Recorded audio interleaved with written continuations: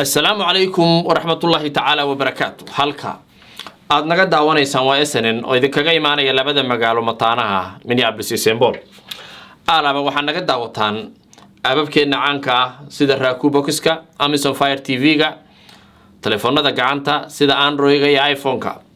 sidoo kale si aad noo daawato waxaad iska diiwaan gelin kartaan website-keena somalinomadnetwork.com.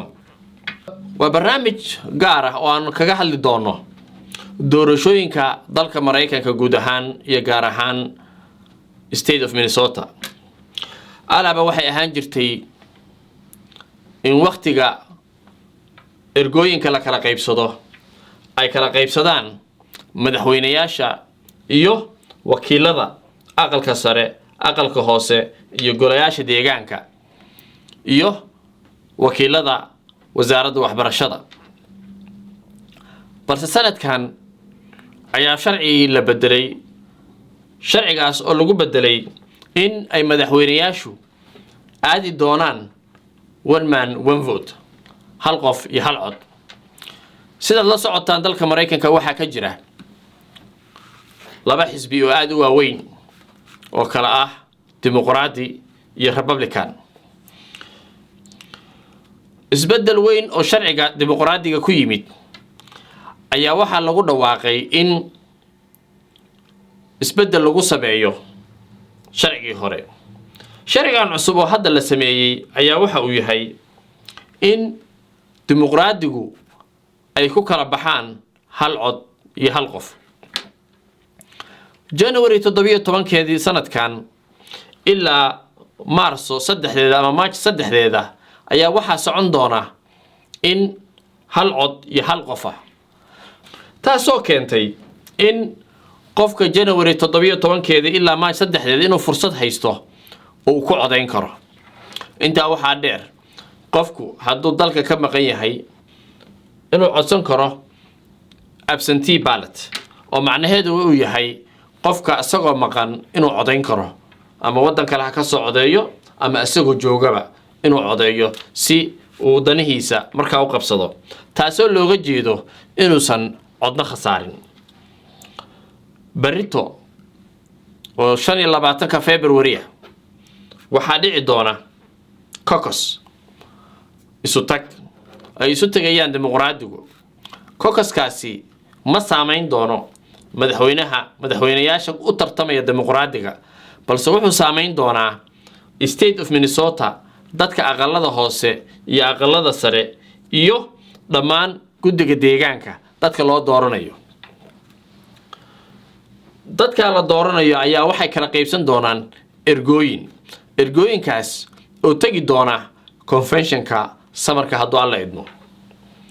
barnaamijkan waxaan uga gol leenahay in qof walba oo Soomaali ah uu ka faa'iideysto fursadan barita dhici doonta oo ah February 25keeda.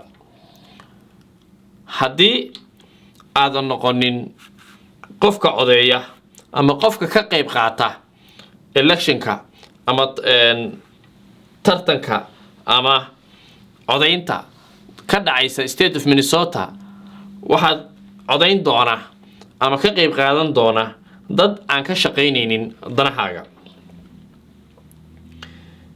barito oo 25 qof walba oo awooda xaafadda uu degan yahay waa in uu iska xaadiriyaa goobaha ergooyinka lagu qaybsanayo, taasoo fududeyn doonta in qofku uu danaha asaga uu leeyahay ama ha noqoto iskuulka ama ha noqoto guryaha ama ha noqoto ammaanka ama ha noqoto caafimaadka ama ha noqoto wax walba oo saameyn kugu yeelanaya in aad miiska la timaado si barito adiga iyo caruurtaaduba aysan saameyn ugu yeelanin dhibaatooyinka ay abuuri karaan dadka ka soo horjeeda. sidaas awgeed waxaan dadka xasuusinaynaa qofka in uu u codeeyo barito oo 25 si uu u noqdo ergeygaasi wuxuu tagi doonaa conventionka weyn ee Dimuqraadiga. conventionkaas oo lagu gudbin doono waxyaabaha danaha bulshada ku jira oo ah waxyaabihii aan horay soo akhriyay. haddaadan ka qayb qaadan maxaa dhici kara? waxyaabaha dhici kara waxaa ka mid ah in laga soo saaro sharciyo dhib adiga kuu keeni kara. iskuulka wax laga bedelo, ammaanka oo wax laga bedelo, caafimaadka oo wax laga bedelo, iyo dhammaan waxyaabaha saamaynta bulshada ku leh oo wax laga bedelo, kadibna aadan waxba ka qaban karin. waan ognahay dadku waa aad bay u mashquulsan yihiin. dadka Soomaaliduna waa dad aad u codeeya. codaynta inaad codayso hadda waxaa ka muhiimsan inaad ergo noqoto si aad u gudbisid dareenkaaga iyo baahidaada. ugu dambeyntii laga soo bilaabo January 17keeda ilaa March 3deeda waxaa socda codayntii loo codaynayay madaxweynayaasha u tartamaya khaasatan xisbiga dimuqraadiga. adigu keebaa taageersan tahay? midka aad taageersan tahay waxaa laga doonayaa inaad u codaysid. kadib waxaa fududaanaysa in ay fududaato in wixii waagi hore ergada lagu dooran jiray ama delegate-ka lagu dooran jiray lagu kala bixi jiro dhib badan laga mari jiray inay fududaato ama si fudud ay u kala haraan dadkan tirada badan oo dimuqraadiga u tartamaya.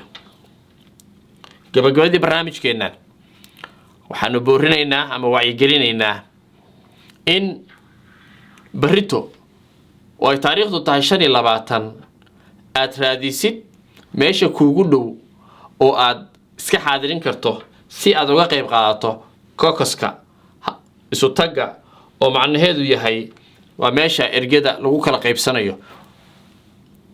ergadaasna adigu aad ka mid noqoto si aad uga qayb gasho convention-ka weyn ee dimuqraadiga ee samarka dhici doona.